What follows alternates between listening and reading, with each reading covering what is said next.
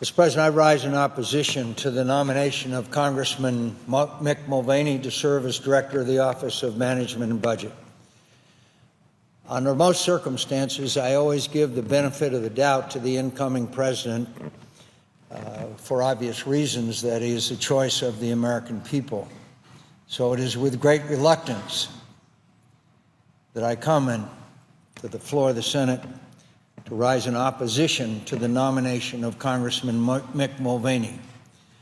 President Trump is committed to, quote, end the defense sequester and rebuild our military. Earlier this month, the president promised troops at CENTCOM headquarters that his admiration, quote, will make a historic financial investment in the armed forces of the United States. I fully support the president's commitment. I fear that Congressman Mulvaney, as the Director of the Office of Management and Budget, does not. I believe we must rebuild our military while at the same time putting our nation on a sustainable long-term fiscal path. We can and must do both. Unfortunately, Congressman Mulvaney has spent his last 6 years in the House of Representatives pitting the national debt against our military. He authored and supported amendments to cut national defense funding year after year after year. And as my colleagues and I sought repeatedly to find legislative solutions to reverse dangerous defense cuts and eliminate arbitrary defense spending caps, it was Congressman Mulvaney and his allies that repeatedly sought to torpedo these efforts. In 2013, Congressman Mulvaney succeeded in passing an amendment to cut $3.5 billion from the defense appropriations bill. His website featured an article touting the achievement. But when I asked him about that vote during his confirmation hearing, Congressman Mulvaney said he didn't remember that amendment. I think anybody who treats our national defense with the seriousness it deserves would remember a vote like that. President Trump has said that defense cuts over the last several years have depleted our military. Our military leaders have testified that these cuts have placed the lives of our military service members at greater risk. That is an exact quote from our military leaders. But Congressman Mulvaney has said that in the greater scheme of things, sequestration cuts were not that big. He also said, and I quote, the only thing worse than those military cuts would be no cuts at all. This is the kind of a statement that could only be made by a person detached from the reality of what these cuts have meant to military service members.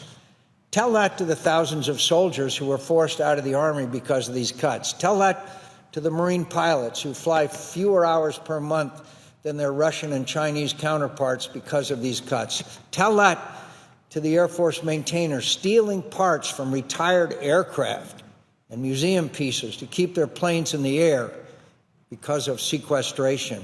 And tell that to the crew of the submarine USS Boise, who can't deploy because their boat is no longer qualified to dive and can't receive required upkeep because of chronic maintenance backlogs, and the thousands of Navy sailors who have picked up the slack for an overworked Navy by going on extended deployments and spending more and more time away from their families, all because of the defense cuts. Congressman Mulvaney's beliefs, as revealed by his poor record on defense spending, are fundamentally at odds with President Trump's commitment to rebuild our military. And this record can't be ignored in light of the significant authority exercised by the director of the OMB over the federal budget.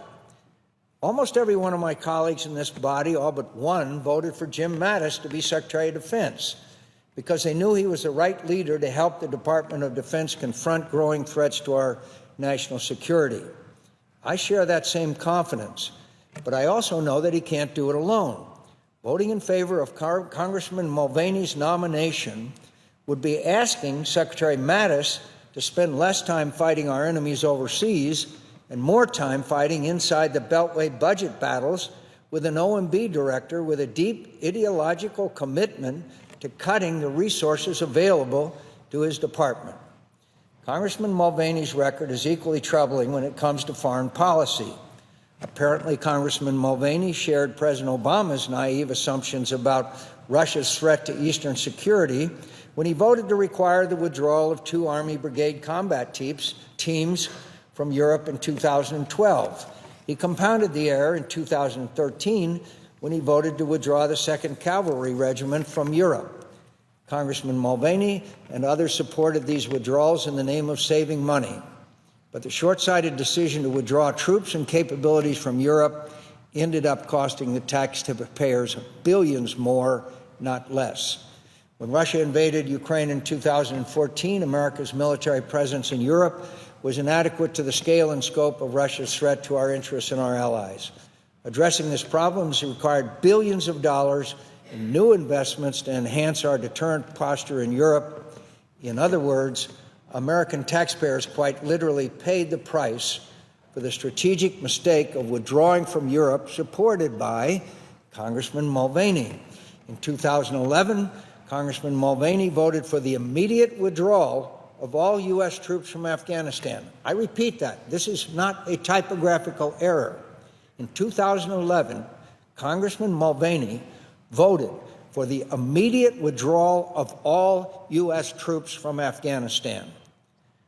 That Congressman Mulvaney voted to abandon America's mission to prevent Afghanistan from becoming a safe haven for terrorists to attack our homeland, as they did on September 11th, is disturbing enough. But Congressman Mulvaney's testimony during his confirmation hearing that he did so at the urging of a single constituent with no apparent regard for the national security consequences leaves me with serious doubts about his judgment on matters of national security. Beyond matters of defense and national security policy, I'm also concerned about Congressman Mulvaney's support for reckless budget strategies that led to a government shutdown. He made frequent attempts to diminish the impact of the shutdown by referring to it as a, quote, government slowdown, or the more Orwellian term, temporary lapse in appropriations, unquote. There are few people whose views and record are more representative of the dysfunction that has gripped Washington for the last several years than that attitude. Over my 30 years in the Senate, I have shown great deference to presidents of both parties in selecting members of their cabinet, but I cannot on this nominee. My decision to oppose this nomination is not about one person. It's not about one cabinet position. This is not personal. This is not political. This is about principle. This is about my conviction as chairman of the Senate Armed Services Committee that providing for the common defense is our highest constitutional duty, and that rebuilding our military must be the #1 priority of the Congress and the White House.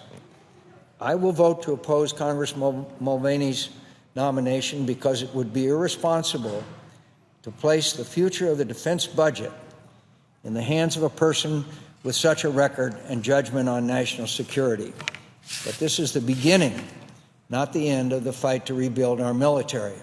I will continue to stand on principle as this body considers a budget resolution for the coming fiscal year, a defense authorization bill and a defense appropriations bill, and I will continue to stand on principle in fighting to bring a full repeal of the Budget Control Act's discretionary spending caps to the floor of the Senate. For 6 years now, Washington dysfunction has imposed very real consequences on the thousands of Americans serving in uniform and sacrificing on our behalf all around the nation and the world. From Afghanistan to Iraq and Syria, from the heart of Europe to the seas of Asia, our troops are doing everything we ask of them. It's time for those of us in this body to all we can for them. And so long as I serve as chairman of the Armed Services Committee, it is my pledge to do just that. Mr. President, I yield the floor. Mr. President.